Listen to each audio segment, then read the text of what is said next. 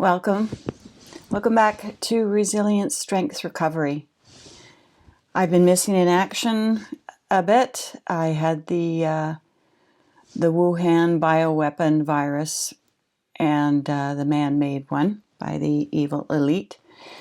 And I was sick for a couple of months, very sick, and probably the sickest I've ever been in my life. And I'm not going to go into that now. I will make another video about that to share some of the things that I did to help myself in case anybody else gets it. Today I want to talk about the truckers and the peaceful protests and all the folks in Ottawa that are and around the world that are making our voice heard. We're at a tipping point. I really believe we're at a tipping point. I don't know if you've noticed energy speeding up and a lot of energetic shifting. I've been having some more ascension symptoms, but it's all good. It means that we're changing and the world is changing. I'm speaking out today as much to myself as any of you. We're in a spiritual war. This is World War III. We've been in it for a while. This is not a war like any other war we've fought, that our parents fought, our grandparents fought, and our ancestors, and some of you fought. Thank you, veterans. Thank you. This is a war that we all need to rise up and support those who are fighting it or be part of the fight. And I'm not talking about violence. I'm talking about peaceful non-compliance and peaceful protests like they're doing so well around the world, especially in Ottawa and the border towns in Canada, Windsor and Alberta. Thank you. Thank you to the truckers. Thank you to the farmers. Thank you to all the people that are there supporting them and their families that are supporting them. And this spiritual war is something that I know we all came for. This is February the 14th, Valentines Day, which I guess has its own evil background too, but I choose to think of it as a day of love. So I'm speaking out to you in love to ask you to search your heart. And I've been searching my heart as to what to do. Friends of mine went to Ottawa, which is about 6 hours away from where I am, and I really wanted to go. I have a sick dog and I wasn't able to, and can't find anyone to look after her. But at any rate, I've been doing what I can to support. And for me, that's been meditation and prayer and donations where I can, although, of course, they've been eaten up by evil big tech fundraising leftist organizations. I won't name them. They don't deserve to be named. The reason also I'm speaking out about love is in love we chose to come on this planet at this time. You're here for a reason. Whether you know it or not, you're here to play a role. My role is to help bring unity, sovereignty, love back to humanity, back to humankind, back to the planet in any way I can. And it's time for all of us to get off the couch and stop cheering on from the comfort of our home. Get out there in the cold or wherever you are, get out there and make your voice be heard. Support these folks who are doing all this fantastic work. And do what you can to bring down, do what you can to support a change of government if that's required, which it probably is in most countries. We are dealing with absolute tyranny and corruption in this country, in Canada. And the evil elite World Economic Forum proteges are our leaders. For example, Skippy Castro. I'm not even going to use his title. I've changed his title. To me, it's crime minister or slime minister.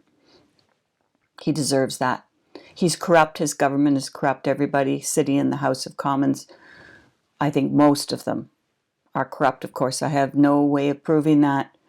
But I really believe that they all have their own secrets, and one of the parties started to speak up to support the truckers, and then they've gone into oblivion again, as far as I'm concerned. So in a peaceful way, we need to do what we can to change our governments. This is all going to implode. This evil system of the elite, wealthy, super 1% cabal folks, they're going down. And it's going to be a really rough ride. It's been rough for 2 years, but at least we're out there. Look at the dancing at these protests, these peaceful protesters dancing into the night, because everybody's been locked up for 2 years and haven't had hugs and haven't had folks to hang out with and haven't danced and haven't been free and haven't taken the face diaper off. Well, I'm not wearing a face diaper anymore at all. I refuse to. Not for work, not for anything. There's no way. That mandate's done. They have to be done. The mandates have to be done. And we need to let our governments know and or form new ones. Again, I'm calling for all of this in a peaceful way. We have had too many forced medical procedures. We have had way too much constriction of our freedoms. And our slime minister here in Canada is about to pull another one. He's just said he's going to invoke the Emergency Act, which, if you were around in 1970, I was pretty young, but I remember the crisis in Quebec, and his daddy, I'm saying daddy in quotes because he's not his biological daddy, that's what we believe anyway, invoked the War Measures Act, and I think his line was "just watch me." So our little prick slime minister is probably more arrogant than his father, and is following the orders of Klaus Schwab, and he's fulfilling the mandate of the Great Reset, or he's trying to. We're not going to allow it. That would be the end of our sovereignty. That would be the beginning of passports and mandates and little chips in us that assess our credit, the way China's gone. We're not going that way. That's not happening in my timeline, and I'm doing everything I can to avoid that happening. One of the biggest wars is against our children, and on this channel I've spoken about that a few times. Please check out my previous video. It's all about the children. There has been a war against families, a war against children. Unfortunately, the medical procedure that has been exercised on a lot of Canadians may well cause infertility and emasculation of our men, infertility in men and women, and obviously many deaths. It's starting to appear that way. That is all part of their plan, and we need to end that plan. So if you have any doubts as to what to do something. Even if it's raising your vibration by prayer and meditation or yoga or Tai Chi or getting out and playing sports or getting out in nature. Those are the things that raise your vibration. Send them love, pray for them, support them financially, or if any other way you can. And or get active. There are lots of groups starting up. There are lots of protests, local protests that you can join. It's time. It's time to come to the aid of our country if we want to save it, whatever country you're in. And it's time to come to the aid of humanity.